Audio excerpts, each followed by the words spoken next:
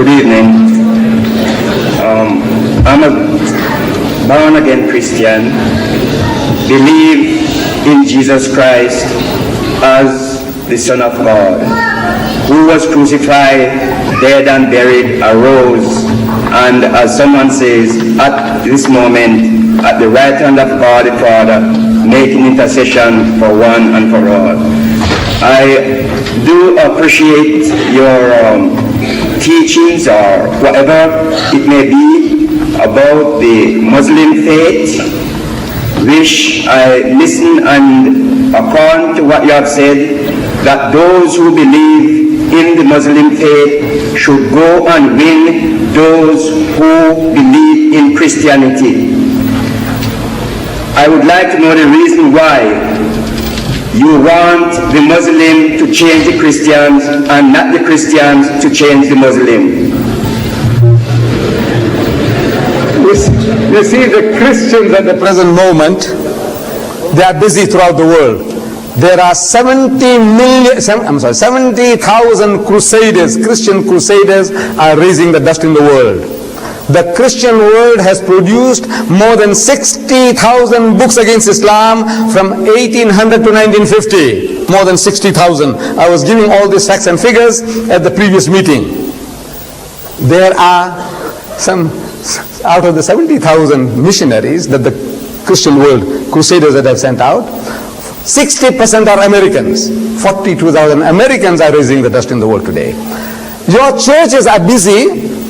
Here in Birmingham, I don't know whether you know International Crusades from Canada. They have now moved to Birmingham.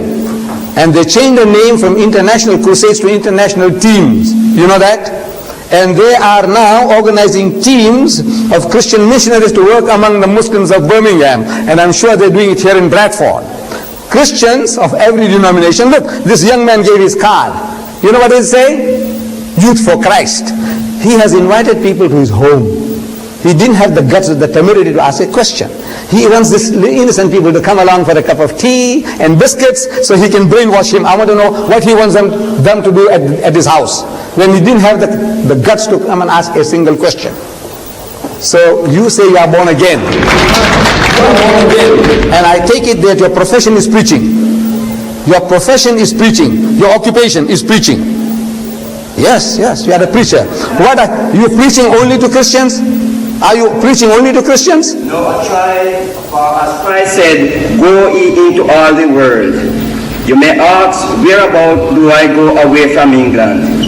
I will say, I haven't been to nowhere else since I've been born again Christian, for it's just in England here that I became a Christian.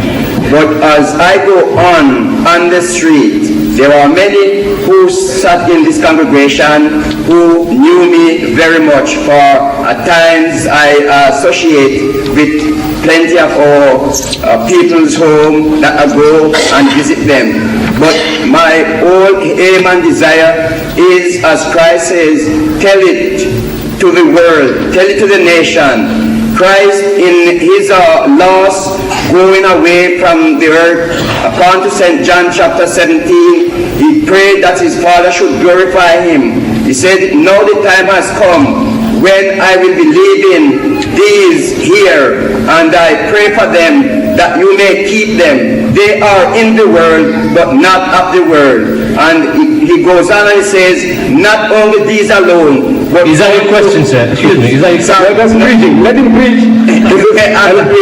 An opportunity like this will never get again in his lifetime. So many Muslims that they can hear him. Now you see, this is what I say, this born again sickness. You don't know the rights of others. People, they're born again, they don't know about the rights. There's the Englishman comes along and he's going round and round in circles. He's not a speaker, he says, and he wastes everybody's 10 minutes. You see, he's born again. Everyone that is born again, he comes along to preach and he goes. Your question now, as much as you feel that you should share your faith with others, we are commanded more directly to address you.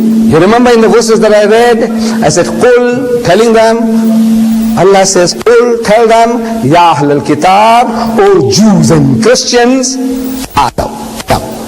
See, we are told to call the Jews and you more directly by name. Ta'alaw ila kalimatin sawa'in baynana wa baynakum. That we come to common terms as between us and you. Let us get onto a common platform.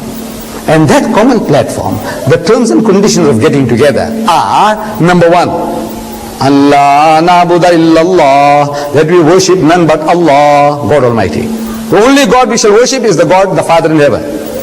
Not Moses, not David, Solomon, Jesus or Muhammad, but the Father in heaven. Let's worship Him. We said, yes, but He is a triune God. He's 3 in 1. So we are told to tell you, وَلَا تَقُولُوا ثَلَاثَ. Don't say Trinity. إِنْتَهُ خَيْرٌ لَكُمْ. This is, stop it, it will be better for you. إِنَّمَا اللَّهُ إِلَهٌ وَاحِدٌ. For your God is one God. He's not 3 in 1. So all these instructions are given to us to bring you back to the path because you have drifted away. Instead of worshipping the Father in heaven, you are worshipping Jesus. Am I right?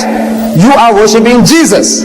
Yes. Jesus is your Lord. Yes, but the Bible tells us no one knows to God except through Jesus Christ. Thank you. You see, this is a sickness. What Jesus said was, He says, I am the way, the truth, and the life. That's right. No man cometh unto the Father but by me. Yes. Now, of course, you know that. But if I ask you what is the context, you don't know the context. You don't know, you just quoted a thing out of text. You see, if you quote anything out of context, it's a pretext for preaching what you want to preach. That's what you have been doing. I am asking you or any other Christian that is there, what is the context of that verse? No man cometh unto the Father but by me. In what sense, with what background did he utter those words? That if their soul should be saved.